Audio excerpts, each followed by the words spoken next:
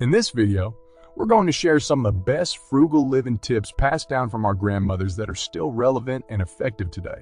So, are you ready to start saving money and living a more comfortable life? We know we are. Let's get started. Repurposing household items. Are you ready to start repurposing household items and saving money? Our grandmothers were the masters of finding new uses for old items, and we're going to show you how you can do the same. One of the best things about repurposing household items is that it not only saves you money, but it also helps the environment by reducing waste. Our grandmothers knew this, and they were always finding new ways to give old items a second life. For example, they would use an old pillowcase as a dust cloth, empty jars for storage, or old t-shirts for cleaning rag. But it's not just about repurposing old items, it's also about finding new uses for items that you already have. For example, did you know that an old ladder can be turned into a bookshelf, or a broken umbrella can be used as a plant trellis? The possibilities are endless. So, let's start getting creative and finding new ways to repurpose household items. Not only will it save you money, but it will also be a fun and rewarding experience. And remember, as our grandmothers used to say, use it up, wear it out, make it do, or do without. Making do with what you have.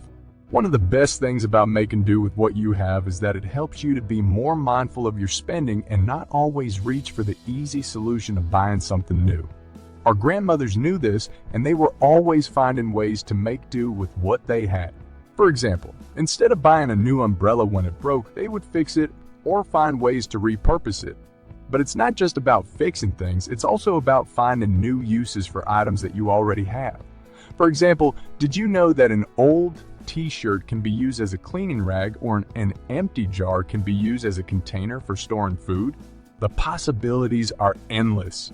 So, let's start getting creative and finding new ways to make do with what we have.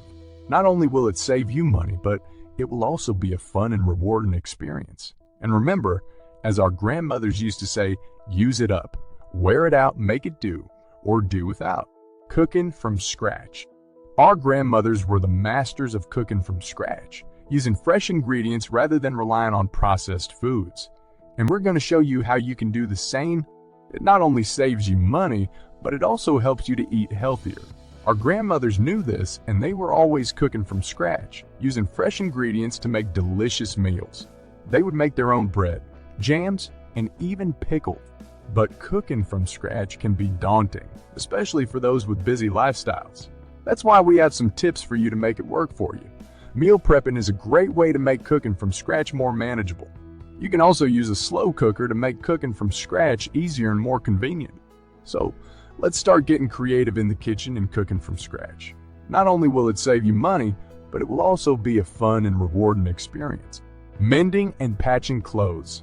In this chapter, we will discuss the various methods of mending and patching clothes and how you can apply them in your own wardrobe. One of the most common methods of mending clothes is patching. This involves sewing a patch over a hole or tear in the garment. This method is great for denim jeans, work pants, and other sturdy fabrics. You can use a matching or contrasting fabric to patch the hole, or even use a patch with a fun or unique design. Another method of mending clothes is darning. This involves weaving yarn or thread over a hole or tear in the fabric, effectively closing it. This method is great for sweaters, socks, and other knit fabrics. Hemming is another way of mending clothes.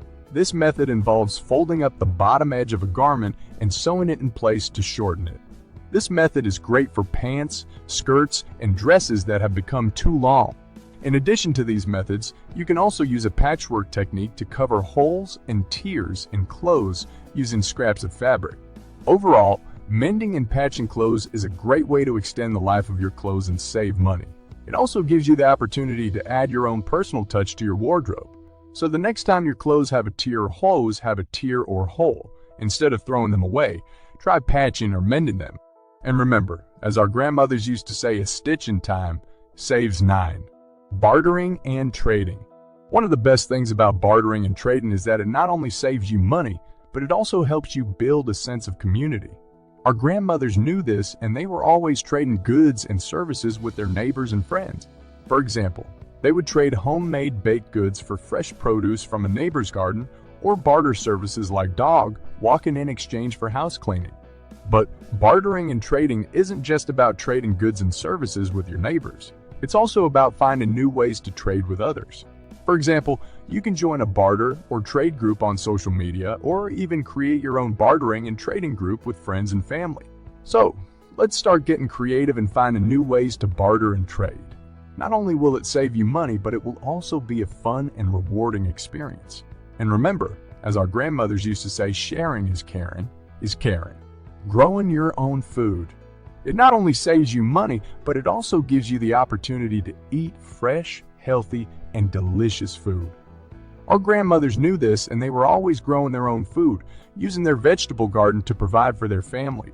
But starting a vegetable garden can be daunting, especially if you have never done it before. That's why we have some tips for you to make it easy. First, choose the right location for your garden. It should have enough sunlight and be easily accessible. Second, prepare the soil by removing any debris and adding organic matter. Third, choose the plants that you want to grow, taking into account the space you have available, the climate of your area, and the time of year, and the time of year. So, let's start getting our hands dirty and growing our own food. Not only will it save you money, but it will also be a fun and rewarding experience. Making your own cleaning supplies. We'll get to that in a second. I have a favor to ask of you. If you like this video so far, please subscribe to the channel.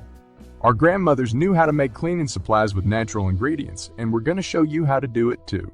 Making your own cleaning supplies is not only a cost-effective solution, but also a healthier option for your home. Store-bought cleaning supplies often contain harsh chemicals that can be harmful to your health and the environment. Our grandmothers knew this, and they always used natural ingredients like vinegar, baking soda, and lemon juice to make their own cleaning supplies. For example, you can use a mixture of vinegar and baking soda to clean your drains, or you can use lemon juice and baking soda to clean your oven. You can also make your own all-purpose cleaner by mixing water, vinegar, and a few drops of your favorite essential oil. In addition to being cost-effective, making your own cleaning supplies is also a fun and rewarding experience. You get to experiment with different ingredients and create cleaning solutions that are tailored to your needs and preferences. So let's start getting creative and make our own cleaning supplies. Not only will it save you money, but it will also be a fun and rewarding experience. Using natural remedies. Using natural remedies is not only a cost-effective solution, but also a healthier option for your body. Store-bought over-the-counter medications often contain chemicals that can be harmful to your health and the environment. Our grandmothers knew this, and they always used natural ingredients like honey, turmeric, and ginger to make their own remedies. For example, you can use honey and turmeric to make a soothing throat syrup or a hot compress with essential oils to relieve a headache. You can also use ginger tea to soothe an upset stomach, or a cold compress with chamomile to reduce inflammation. In addition to being cost-effective, using natural remedies is also a fun and rewarding experience. You get to experiment with different ingredients and create remedies that are tailored to your needs and preferences. So, let's start getting creative and use natural remedies. Not only will it save you money, but it will also be a fun and rewarding experience.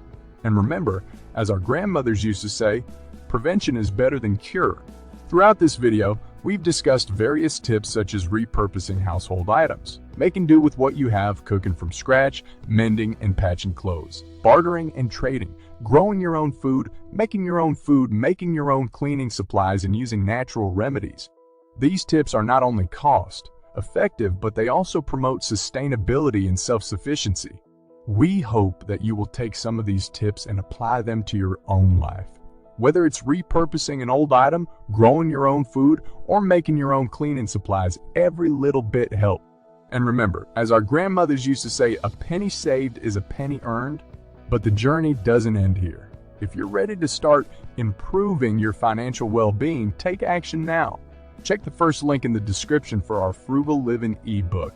Our comprehensive guide covers everything you need to know about living a frugal and rewarding life, including creating a budget, identifying areas for cost cutting, and finding affordable alternatives to everyday expenses.